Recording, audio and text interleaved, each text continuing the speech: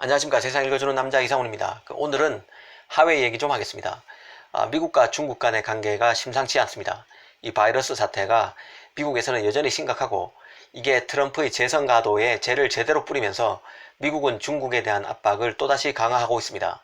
특히 얼마 전에는 미국 정부가 이 반도체와 항공 부품을 겨냥해서 중국에 수출해서 군사적 목적으로 전용될 수 있는 제품은 일반 기업용 제품이라도 군사용 판매 허가를 받도록 규정을 바꿨습니다. 이런 분위기일수록 자불안석인 기업이 있습니다. 바로 하웨이입니다. 그간 미국 정부는 하웨이를 겨냥해서 규제 카드를 계속 만지작거려 왔습니다. 크게 보면 두 가지입니다. 하나는 미국의 반도체 제조 장비를 사용하는 외국 기업들은 하웨이의 특정 칩을 공급하기 전에 미국 정부의 거래 허락을 받도록 한 것입니다. 미국의 반도체 제조 장비를 쓰지 않는 반도체 기업은 사실상 없습니다. 어플라이드 머티리얼스, 램 리서치, KLA 덴코 등은 모두 쟁쟁한 반도체 장비 기업인데 미국 기업들입니다. 이런 장비를 쓰는 외국 기업이라면 하웨이와 거래하기 전에 미국 정부의 라이선스를 받아야 하는데 선별적으로 승인해 주겠다는 것입니다. 바로 하웨이 칩을 만드는 TSMC가 하웨이와 거래를 못하게 하려는 의도가 녹아 있습니다. 이 또 다른 하나는 25% 룰을 10% 룰로 강화하는 것입니다.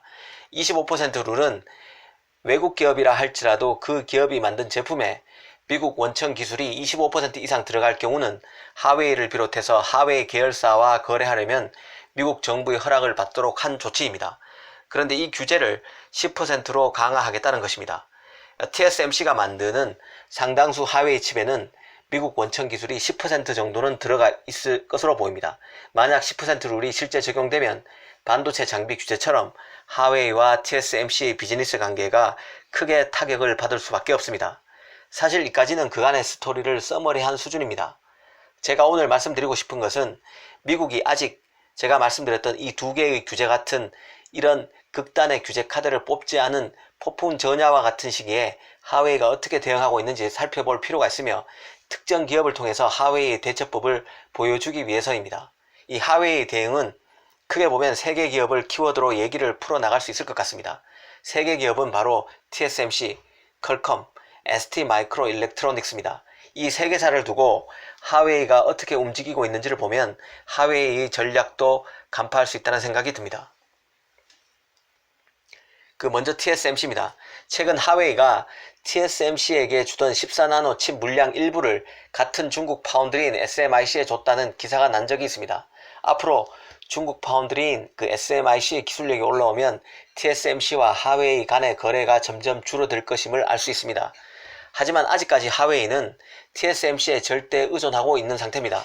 향후 미국의 추가 규제로 TSMC와 거래가 끊길 수 있다는 조바심에 하웨이는 TSMC한테 맡기는 칩 물량을 크게 늘리고 있다는 사실이 TSMC의 실적으로 확인됐습니다. 지난해 TSMC 총 매출에서 하웨이가 차지하는 비중은 14%로 집계됐는데요. 2018년, 그러니까 1년 전 2018년은 8%였습니다. 2019년 단 1년 만에 무려 매출 비중이 6%포인트나 증가한 것입니다. 하웨이 스마트폰이 전 세계 시장에서 성장한 탓도 있겠지만 결정적인 이유는 앞서 말씀드린 대로 TSMC와의 거래 단절을 예상하고 칩 재고를 더 쌓아두기 위해 필요한 물량보다 더 많이 AP를 하웨이가 TSMC에 주문한 탓이 컸습니다.